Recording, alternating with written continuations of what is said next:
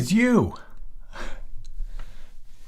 So glad you can be here. My name is Jonathan Foust, and I'm very much looking forward to sharing this next little bit of time with you with the following meditation and Dharma talk. It's a topic that I find helpful. I hope you do too. Before we launch in, some quick thank yous. First of all, a big thank you to our mindful movement teacher, to Rita Moran, and also to our mindful dialogue teacher, to Ray Manioki. The full Monday night smorgasbord experience, if you are ever interested, is to start with at 6:30 Eastern Standard Time with Rita Moran from Mindful Movement. Then the meditation here at 7:30 with moi. And then we go right into the talk. And then afterward, you can join Ray Manioki for Mindful Dialogue, a chance to share about the talk, about your practice, what's going on in your life. It's a really nice way to connect. So that all those links are on my Facebook page and on my website.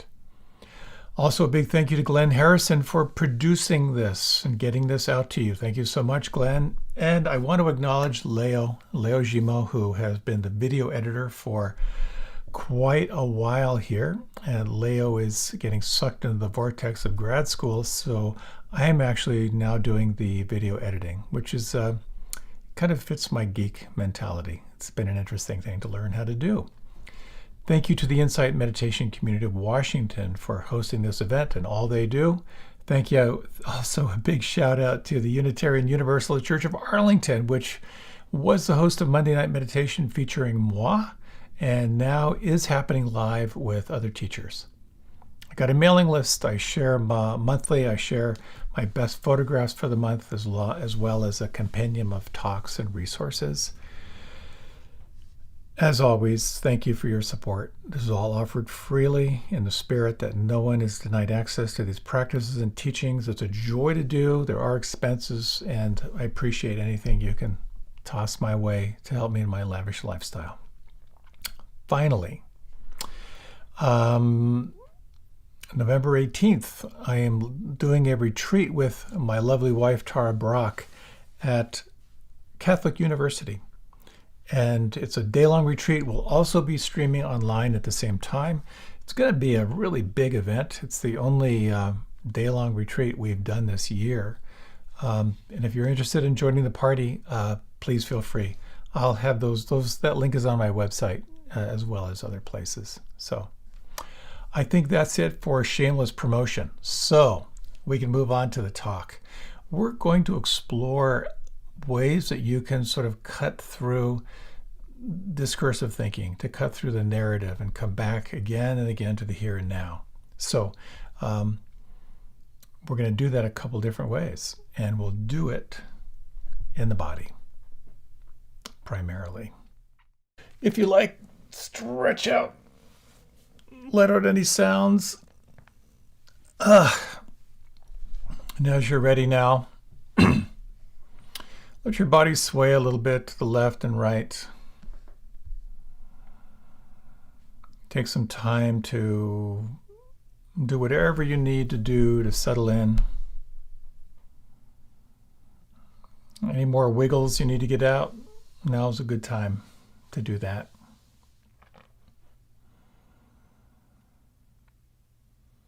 And as you settle, take this time just to acknowledge for this next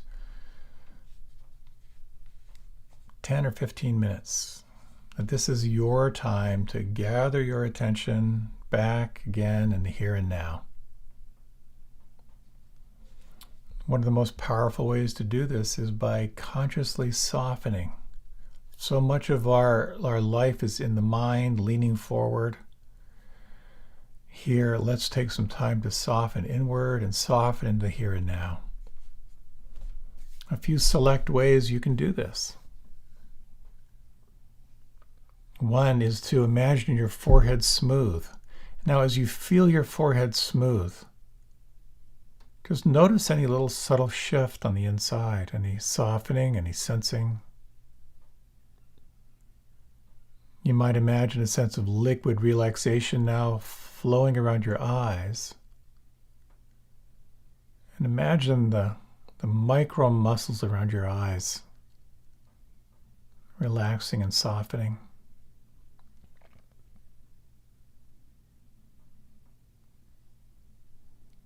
If you bring your awareness into your cheekbones, imagine a relaxation, a softening spreading down through all the muscles of your face. Let all the micro expressions, any accumulated tension from this day, to begin to soften as you feel your face expressionless.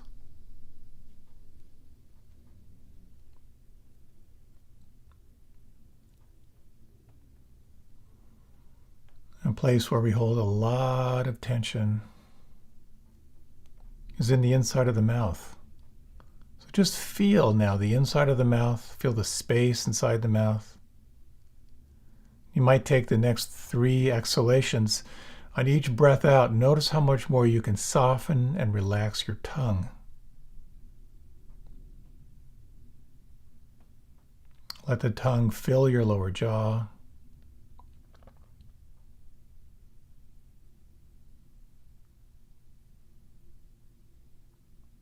Feel the volume of your lips.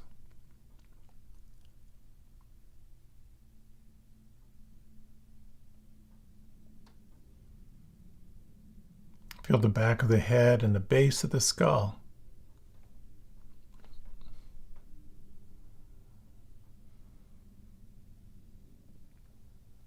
You might imagine the back of the neck slightly lengthening as you feel at the same time the weight of the shoulders and arms. Sensing down through the elbows and down through the wrists.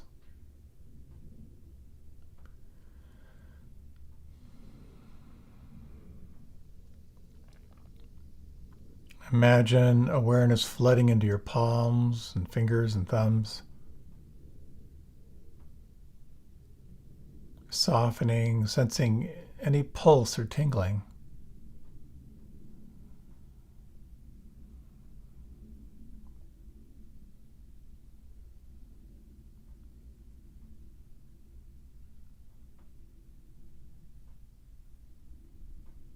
You might shift your attention to your lower back and buttocks. Is it possible to relax and feel and soften here?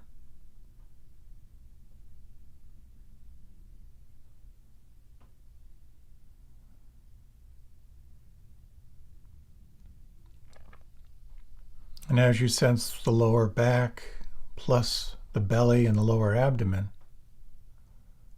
again, over the next 3 breaths out, how much more could you soften and relax and feel?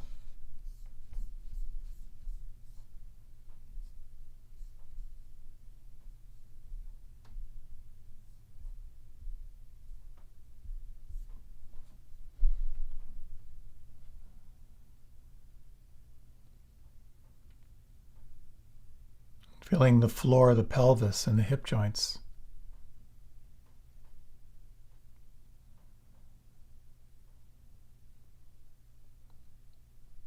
And sensing down the length of the legs, down through the knees,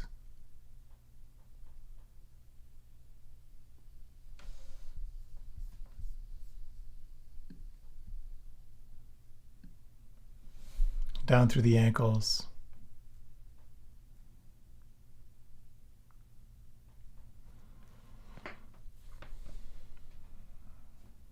the tops of the feet and the toes.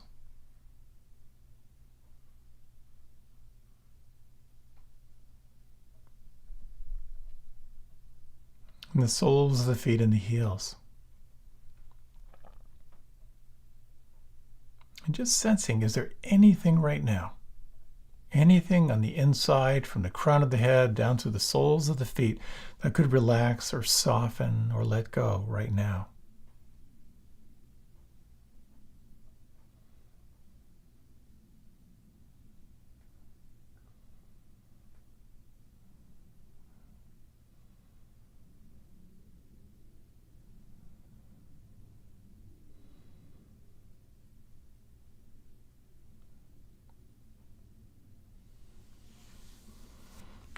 You may notice a distinction.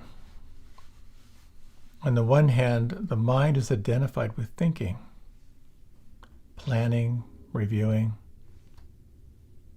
Another distinction is actually absorbed into feeling in the here and now. And for these next few minutes, you might bring your attention to an anchor of your choosing, to the breath or to sounds, or to the feeling in the palms. And when you notice the mind caught in narrative,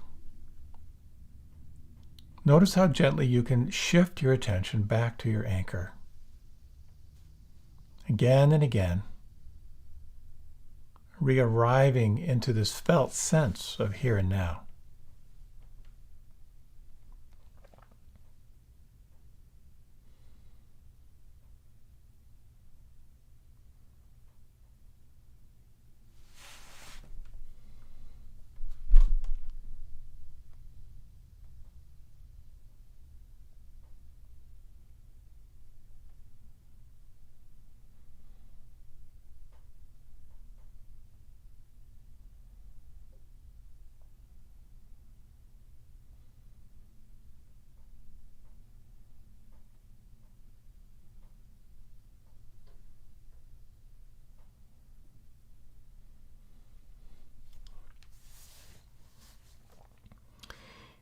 Each time you notice your mind lost in thought and you return back to your anchor, there are two things that are happening. You are severing your identification with that thought, and you're reinforcing who you are as the observer of thoughts and sensations and moods and, in fact, anything that can change.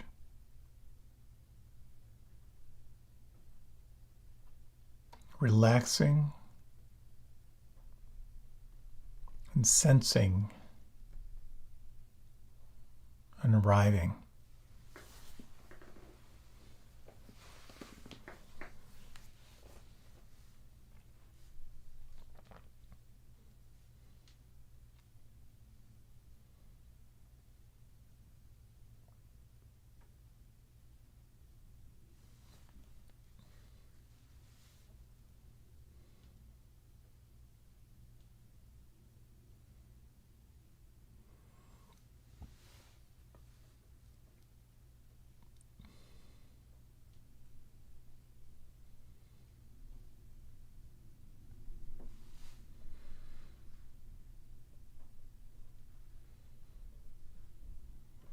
In these remaining minutes, you might explore, when you notice the mind lost in thought, is it possible to associate a sense of pleasure to waking up and re-arriving? Relaxing, softening, feeling this quality of here and now, awake to the senses.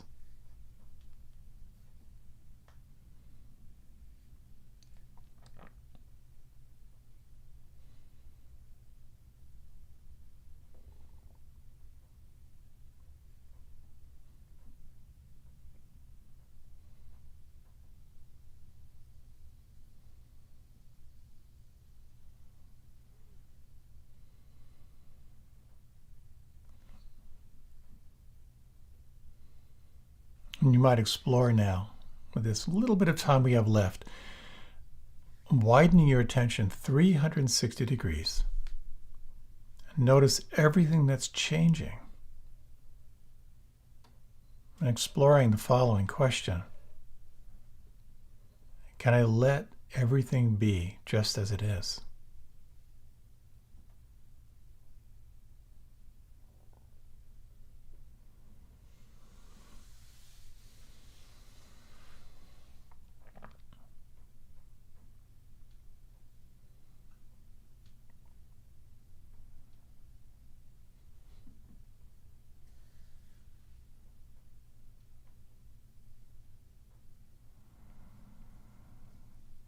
And now release all technique. Just take a moment to relax and feel.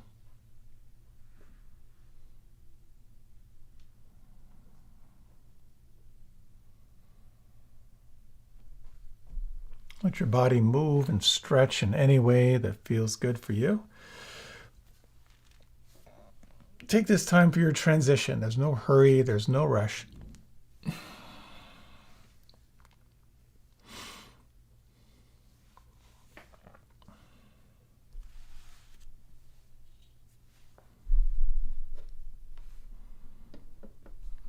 And as you're ready, you can very, very gently begin your transition. No hurry, there's no rush.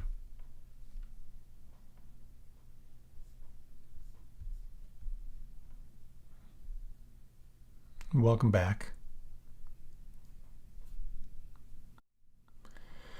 One of my teachers is the eminent Sri Tony Robbins Das. I started reading his stuff, oh gosh, way back when. He wrote a book called Awakening the Giant Within. And it was like, wow, here's this incredible world of kind of the manual to your nervous system. Highly recommend it if you like that kind of life hacking stuff. But he told us one particular story, which I just thought was great. And I probably won't do the story justice, but from what I recall, the story was a time when he was in business and someone basically shafted him. He felt really betrayed. He was with his executive team, and he was enraged, and he was expressing his rage. Maybe not very skillfully, but he's a very passionate guy. So in his passion, he was expressing his anger and his frustration, his desire for revenge. And he saw that his CFO, who was from Britain, was kind of seemed a little nonplussed. And so he got angry, and he turned toward his CFO and he said, "Aren't you enraged? Aren't you enraged? Are you sharing in my frustration and this sense of betrayal?" And the CFO said, "Yes, I'm peeved." And he said, "Peeved? You're peeved?" And he started laughing. To label frustration and anger and revenge as feeling peeved is quite a humorous thing. And he went on to say how when he would get angry, he would start saying, I'm feeling peeved right now. And I would do the same thing, like, well, I'm quite peeved. Now, why am I telling you this story? Well, it's a great story, but it's about noticing an emotion and naming it, and of course reframing it. In his case, finding some humor in it, but that sense of the capacity to recognize your internal experience and name it is really, really key in practice.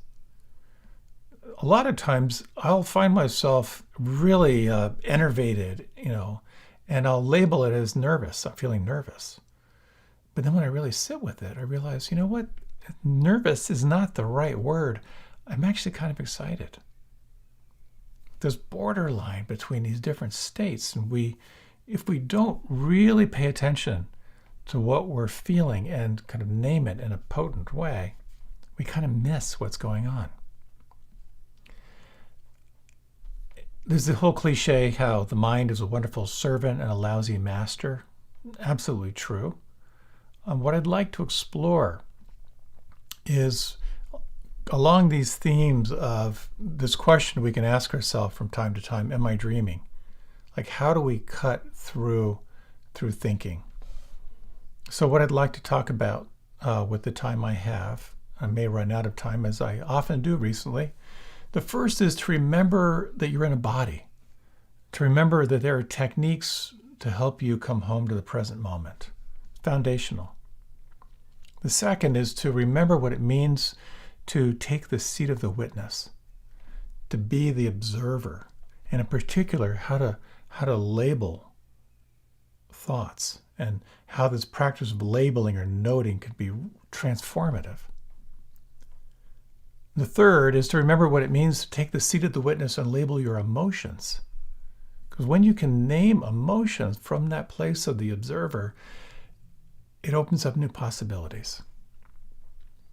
And if there's time, I'd like to talk about how you can actually use thoughts in your meditation practice. They're very high quality thoughts. Thoughts of love, gratitude, appreciation, kindness, which are part of the mindfulness practice. So it's an interesting question. When you're lost in the busyness of the day, or when you are feeling reactive, when you're struggling, what would you most want to remember in those moments? Maybe for you, it's to remember to relax, or to trust the process, or maybe to remember to breathe. For me, there's something around presence. Like, what is it that's going to bring me back to presence, to the here and now? Which brings up a question as to why in the world do we even practice in the first place? For some of us, it's stress management. Some of us, we want more creativity, more clarity. Maybe it's around creating real freedom and real happiness in your life. And so often people think meditation is about watching the breath. But if the goal is to cultivate presence, if the goal is to cultivate wakefulness, there are so many doorways. You can do it through conscious movement. You can do it through breath. You can do it through concentration. You can do it through a body scan. You can do it through breathing. You can do it through sound vibrations, through feeling the pulse in your body, through slow motion meditation, through the practice of gratitude, of cultivating compassion, kindness. So many ways that you can cultivate presence. Some of the most powerful are the embodied practices. So we talked about this a little bit last time, of how when you take this ADD-HD mind and you can manage to get it absorbed into the here and now of sensation in your body, you arrive. You actually cultivate that sense of presence, maybe just glimpses. But those glimpses can grow into more sustained experiences of here and now, and what can arise from the here and now. So a short little meditation, just a couple of minutes here. And what I'd like to review are just a few things that are really, really helpful. One is the power of slow motion movement in your meditation. One is conscious breathing, and the other is systematic awareness in your body. So this will be just a few minutes. These are kind of go-to techniques for me. But if you would, and don't recommend this if you're driving, bring your palms so they're right about at face level. And if you like, you can close your eyes and let all of your attention flow into your fingers and thumbs, and relax your fingers and relax your thumbs. Imagine the space between the fingers. Imagine the space between your thumbs and your forefingers. And with the hands as your concentration anchor, imagine now if someone was watching you, they could barely perceive movement, and let your hands begin a slow motion descent. And sense, if you can, over the next 30 seconds, what is the smallest unit of movement that you can discern from the inside out?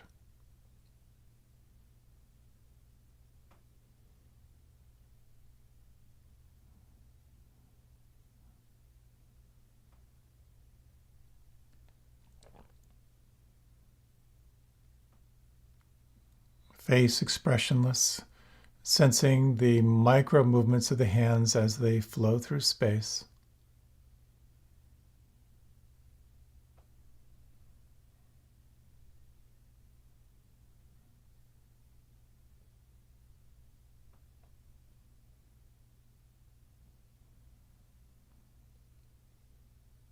Sense, if you can, the effect on the mind. Absorption. Relaxed concentration. And now you might let your hands just rest on your lap or wherever is comfortable. Take a moment to fully relax and again, just sort of feel, if you can, the imprint. Feel the effect.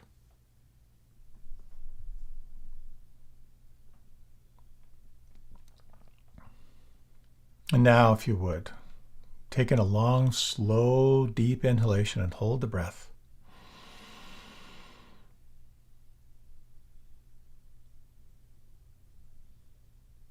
And exhale slowly.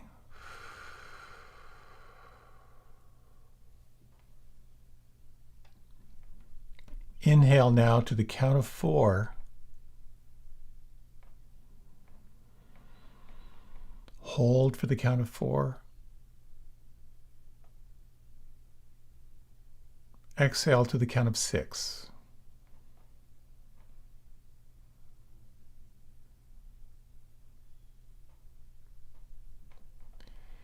Inhale to the count of 4.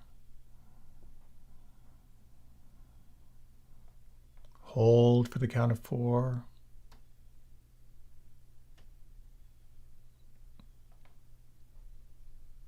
Exhale to the count of 6.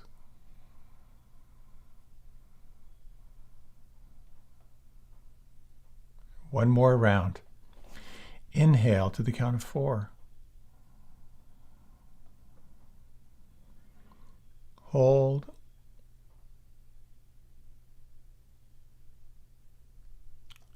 Exhale to the count of 6.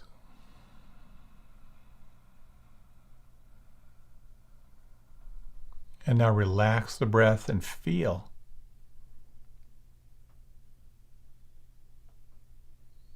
Can you feel the imprint or the effect?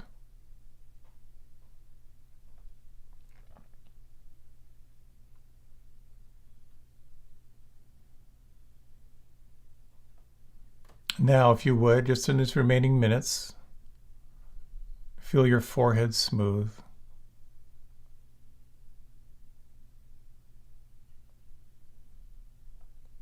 Feel all expression melting away from your face.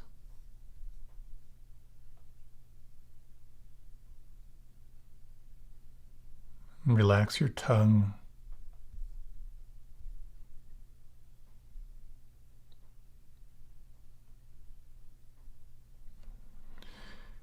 Feel the volume of your lips.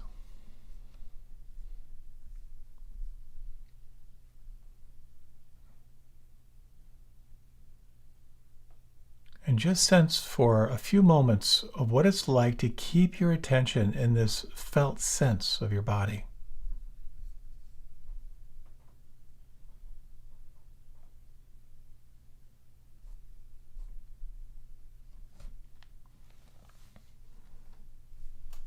If you like, you can open your eyes, and if you like, you feel free to keep your eyes closed. So we did a slow motion release of the hands.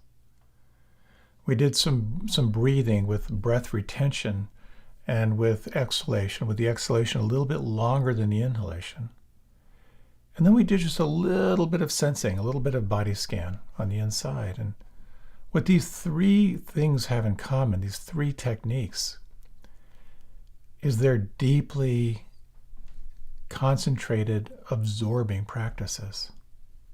And chances are, if you were practicing, no guarantee, but chances are that awareness of sensation was more dominant than the thinking process. I find the slow motion practice to be very concentrative, absorbing. When you're paying attention to your breath, when you're sort of counting and holding, again, you're using concentration, but the concentration is on feeling in the body. As a side note, when you exhale longer than the inhalation, it tends to invoke more relaxation. And then anytime you bring your awareness on the inside out, like feeling your tongue, feeling the volume of the lips, again, you become more absorbed in the here and now. It's not so much that we're not thinking thoughts. is that you are consciously using the felt sense of the body as a way of coming into the here and now. So many techniques.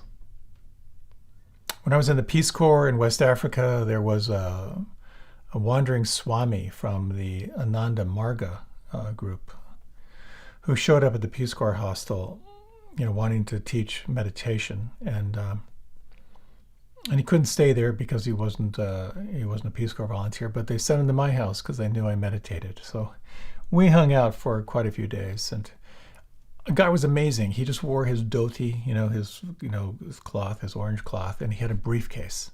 That was it. And he was around trying to get people organized to practice in the tradition of Ananda Marga. So we're meditating, and he says, "Where do you focus your attention? What do you focus on with your breathing?" And I said, "Well, I generally focus on my nostrils." And he looked at me and said, "Very bad, very bad. You need to focus on your belly." When it comes to the practice of anapanasati, or the breath-based meditation, anapana is breath, sati is remembering. So it's about remembering the breath. And more than remembering the breath, it's about remembering presence, remembering here and now. You have a lot of options if you're not deeply absorbed into Ananda Marga. You can focus on the breath at your nostrils. You can focus on the breath in your belly. You can focus on a sense of the whole body breathing. You can even focus on the breath outside your body, which is a very concentrative practice. Where do you feel the breath outside your body? That is to say, the rim of the nostrils, a little patch of skin. It's very, very powerful techniques that's used for moving deeper into concentration. You can focus on the stillness between the breaths, that moment of utter stillness between the inhalation and the exhalation. I remember Gil Fronsdal, one of the founding teachers of Spirit Rock, on a month-long retreat, leading this very, very detailed awareness of breath, where he was inviting us to feel the breath against the back of the rib cage. If you try that right now, can you feel the lungs against the back of your rib cage? It's very absorbing. So why the breath? Well, it's there all the time. It's free. When you calm your breath, you calm your nervous system. And mostly, I don't know mostly, but it's a cutting through technique. When you are aware, and actually deeply aware and experiencing your breath, you're severing your connection to the train of thought, to the stream of thought. So when Thich Nhat Hanh says, "As I breathe in, I'm aware of breathing in. As I breathe out, I am aware of breathing out." It's so simple. And yet, every time, it reliably brings me back when I truly feel it and experience it. The body scan is another incredible technique, systematically moving through the body. We talked about this a little bit last time. I think it's an overlooked technique for many people in the insight tradition, because again, when you're sensing, you're not only bringing yourself to the here and now, you're also coming in contact with kind of undigested tensions. Mindful movement, consciously moving your body, so powerful. These are all part of what's considered the first foundation of mindfulness of the body. It all starts in the body. I can go on and on about all this. When you become more awake to the aliveness of here and now in your body, you become more sensitive. You start to feel more. You start to notice more. You start to become more awake. Which brings up the question, what is awake? What is wakefulness? one of the elements of wakefulness is what some traditions call the awakening of the witness. Ajahn Chah, one of the great teachers in the insight tradition, described this as the one who knows. Mindfulness, non-judging awareness. This begins to wake up the more you consciously use the body as a tool for transformation. When I was in the Peace Corps, I taught in a university. I taught phonetics and linguistics, and I had this really, really cool invitation to tutor the Minister of Communications in English. And he was a really cool guy. He was a well-respected leader, and he had been what was called a petit fonctionnaire. That is to say, he had been like a little bureaucrat when he was starting out. And he was paired with a Peace Corps volunteer when he started out. They became fast friends. He was very pro-American. And now he was head of a whole agency, one of the ministers. And so we were chatting back and forth, and he said, let's read something together and talk about it. And you choose. We're gonna choose whatever you want. And I thought, whoa, that sounds cool. He was also one of the kind of Quranic scholars in the country. So I chose Man's Eternal Quest by Paramahansa Yogananda. It's a really, really cool book, but also the English in it is it's clean and solid, and it's a really interesting topic. So we're sort of talking in the book where it's talking about the nature of the mind and meditation, and he goes, okay, so meditation, how is this done? I thought, oh, this is cool. So I guided him into some meditation. And he kind of read this whole book. He didn't read the whole book, but he was reading parts of the book. And at one point, after the meditation, he kind of slapped his thigh and he said, it is impossible to not have thoughts. And this initiated a really interesting conversation around, can we actually stop thinking? Or do we have the possibility of not holding on to thoughts, of watching the thoughts as they go by? Which opened up a very cool conversation around being aware of the thought stream, being aware of the sense stream, being aware of the emotional stream, and opened up another question: what is it that's aware? So, of course, rather than trying to quiet the monkey mind, you can use the mind as part of your practice. And one of the ways to do this is a practice that's either called noting or labeling. Noting or labeling your thoughts. This is at times, very nuanced, at times incredibly frustrating. There are different ways of doing labeling and noting, and I'd like to share some of them with you, and hopefully you might find it helpful in your practice.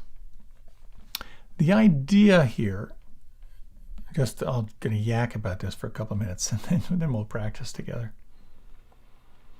From the seat of the witness, from the seat of self-judging, self-observing, non-judging awareness, you label thoughts as they come up. So it might be like when you have a thought, you just say thinking or just thought. If a strong sensation comes up, you simply note sensation. If a strong emotion comes up, you might just say emotion. If a strong urge comes up, you might say urge. So you can imagine practicing self-observation, non-judging self-observation, noticing what naturally arises, and just noting thought, sensation, emotion, urge. Now, what happens, of course, is you begin to notice just how much you're experiencing in the moment. Another approach, which is a really interesting one, is you kind of say hello. Now, this may not resonate for you, but it's kind of like You're watching the mind and you just say, hello, planning. Hello, frustration. Hello, discomfort. Hello, desire. Hello, worry. Hello, fantasy. Hello, problem solving. Hello, restlessness. The whole kind of panoply of human experience, as those things come into the light of awareness, you just simply say hello. Now, there are a couple things, again, when you say hello, you're simply saying, I see you. And quite often, just seeing something kind of dispels it. In the Tibetan tradition, they say that some thoughts they're kind of self-liberating. It just needs to be seen and poof, it kind of disappears. Sometimes things are a lot more sticky. Now, there's another approach, not to dump too much on you here, but a teacher I highly respect is Shinzen Young. And so what he recommends is that anything that's a memory or planning or fantasy, it's an image activity. So you simply say see. Memory, planning, memory, you just use the word see. Anything that has to do with self-talk or imagined conversation, any kind of sonic activity, you say hear. Now here we're sort of narrowing the spectrum to to seeing and hearing. It might be both. So it's one thing to talk about this. It's another to try it on. So let's try this on. We'll do a little reflection here. So as you're ready, you can close your eyes. And over the next 3 breaths, just notice how much you can relax or soften on the out-breath.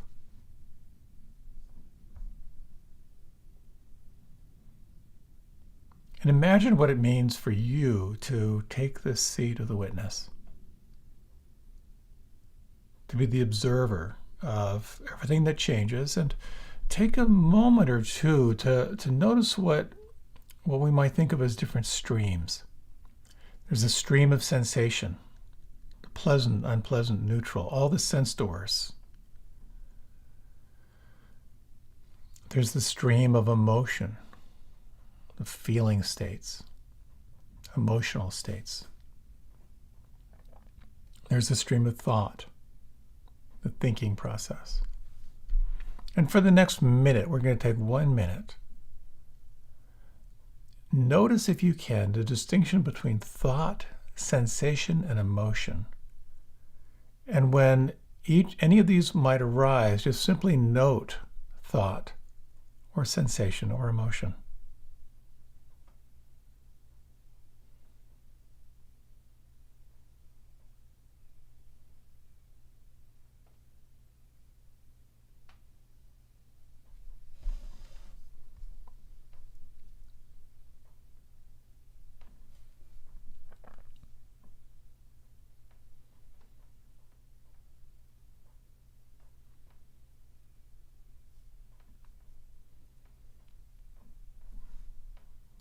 When you can label a thought, there can be the possibility of liberating it, reinforcing who you are as the observer. Now, the next little minute, you can try this little technique of saying hello. If you can say hello and then sort of name whatever it might be, planning, frustration, discomfort, desire, worry, problem solving, restlessness. We'll take 1 minute.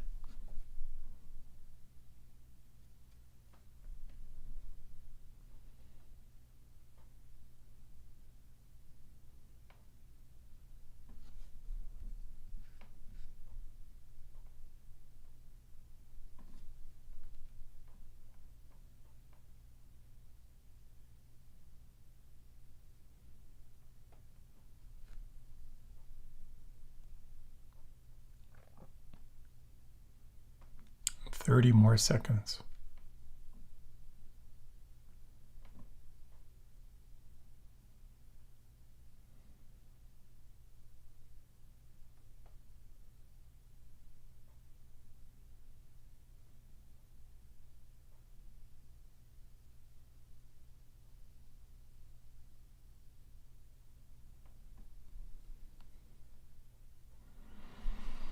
And now we'll explore this dynamic of labeling with the words see and hear.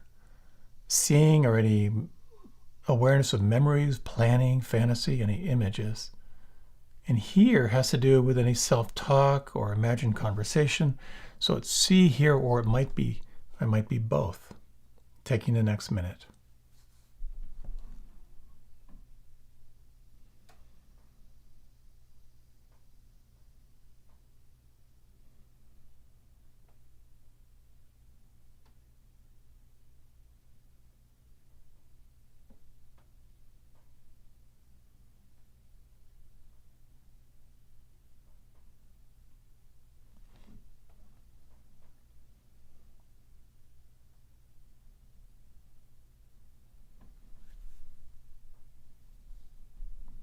"30 seconds more.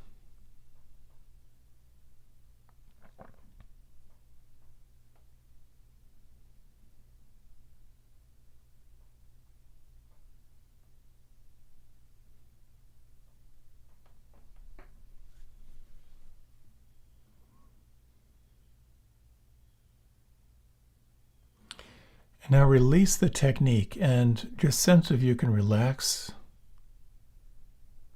and just feel any imprint, any residual effect of labeling or noting.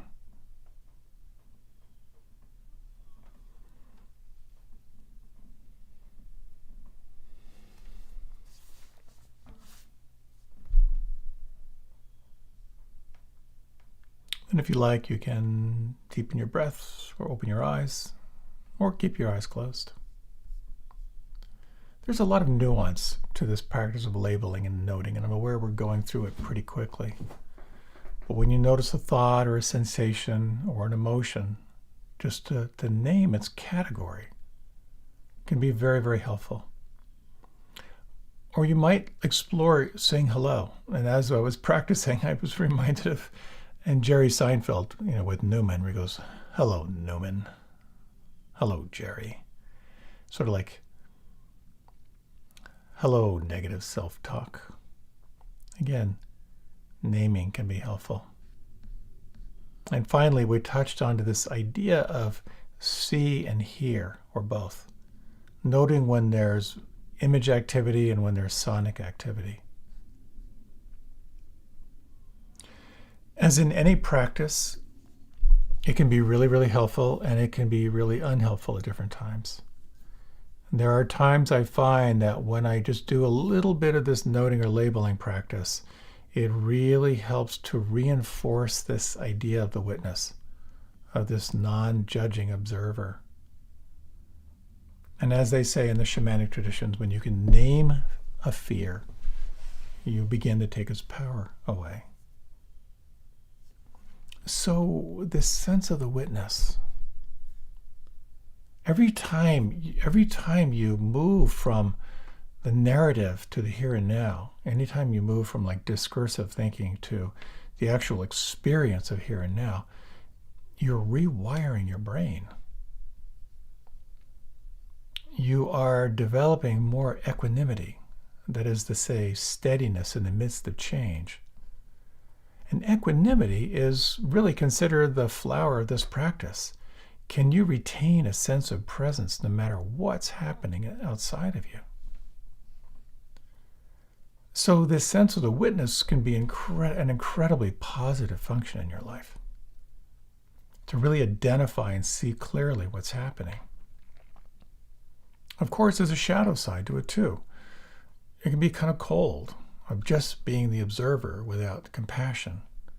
That's a whole other topic. How do you bring in this clear, objective observation and then bring in compassionate awareness at the same time? But this whole sense of the witness is a factor of mind. And you begin to see how the mind is simply taking all the sensory data and turning it into a story of some kind.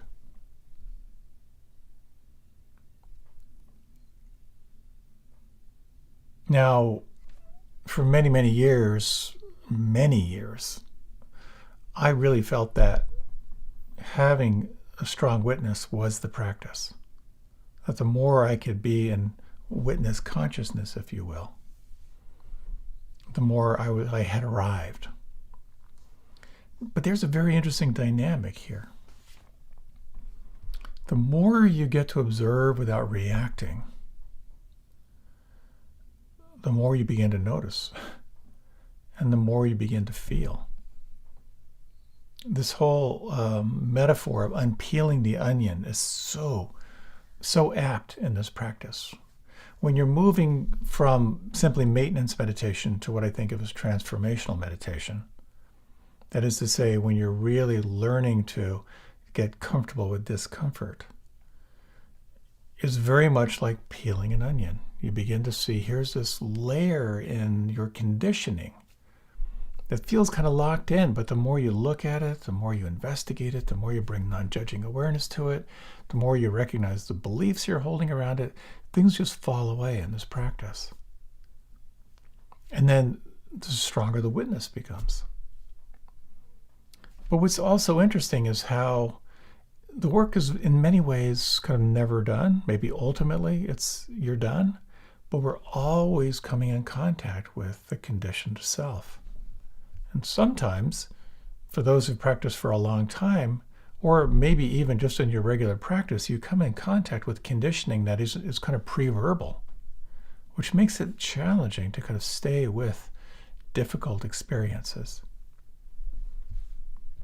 Which leads to working with difficult emotion or just labeling emotion itself. A story I've told before, again, I'm harping back to my years in the Peace Corps in West Africa. I had kind of an open house policy, and the only thing I owned of value was this boombox with a bunch of cassette tapes that I kind of picked up over the years. And one fellow staying with me, we just hid the key outside, met some local guys, invited them back. They saw what the key was. These guys came back and they stole my precious boombox, the one thing I valued beyond more than my life was my boombox. And these guys came back and they offered to sell it to me. Now at that time I was studying French, pretty immersed into French. I was kind of beginning to kind of get comfortable with it. And when these guys proposed that they would sell my boombox back to me, I kind of went blind with rage and anger. And I started just reaming out these guys in French, just blasting away in absolute rage. It was so outrageous of them to come back and do this. In the midst of one of my tirades, I thought to myself, you are speaking the best French you've ever spoken right now. And I started laughing because the spell of anger just completely fell apart. Of course, I started laughing and I quickly covered it up because I wanted to know how angry I was. But this is, again, part of this practice of noticing, the power of noticing. As soon as we can name something, quite often we take its power away. When it comes to working with emotions that arise in your practice, it's so important to take this stance of the witness, the observer, and to be able to name what's there. Once working with a very, very successful businessman who had a lot of physical pain. I'll share you the long story.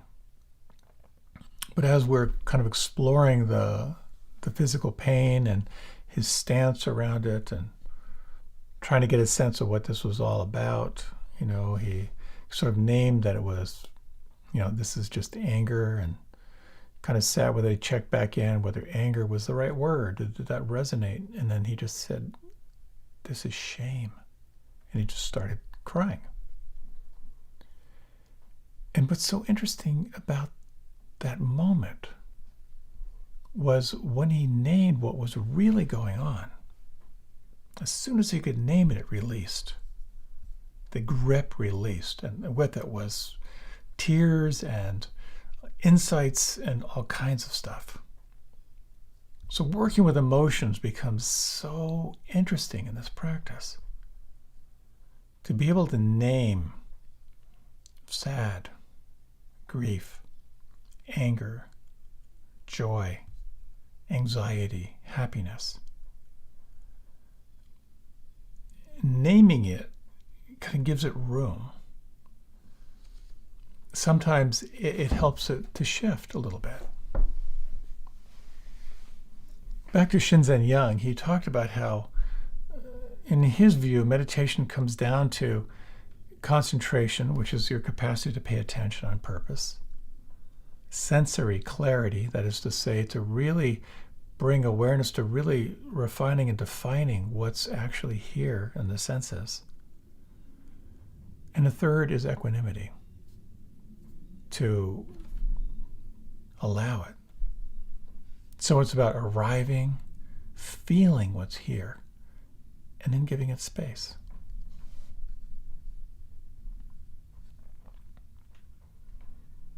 This idea of taking the seat of the witness and noting and labeling your experience cultivates this sense of a steadiness of presence.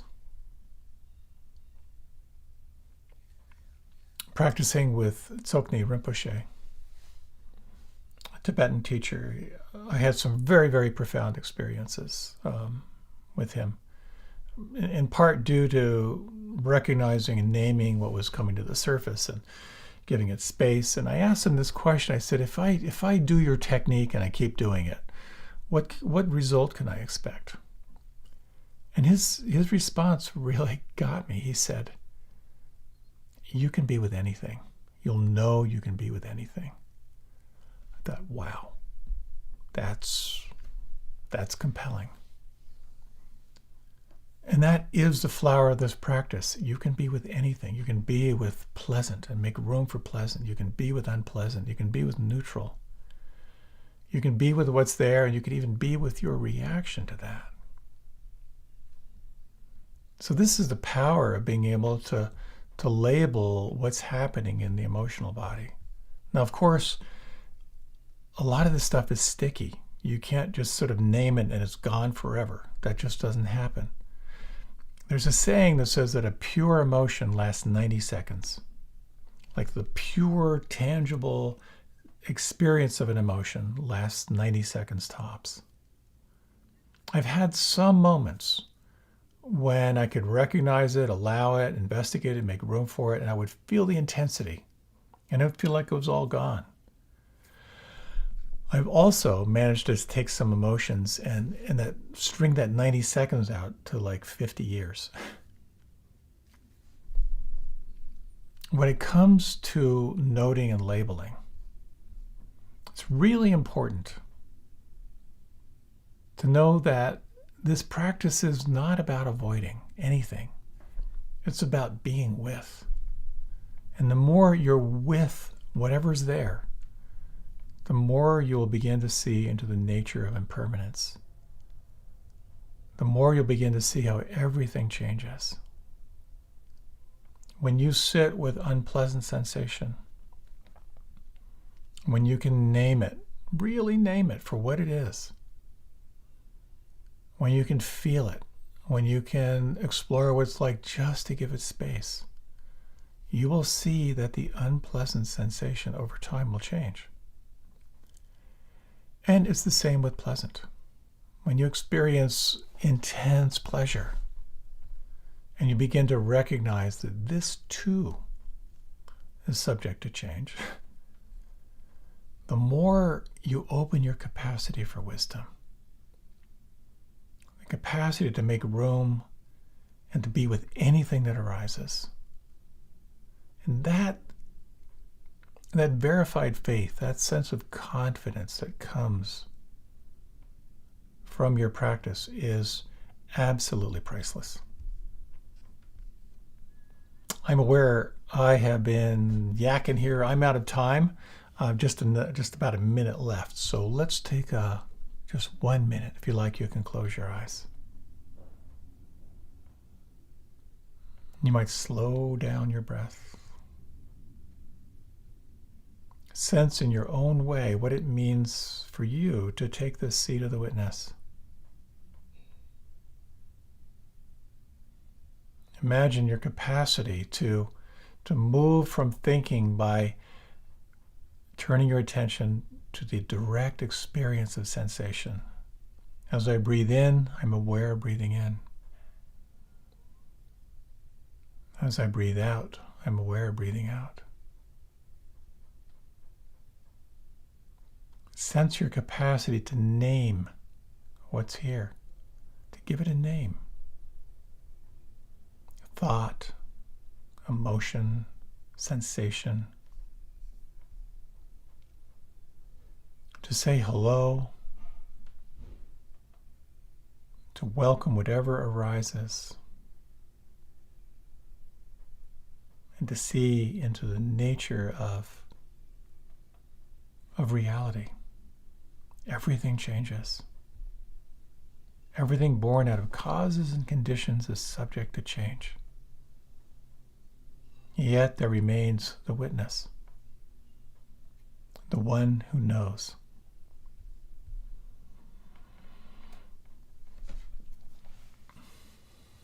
Thank you so much for your time and attention. I hope this was helpful.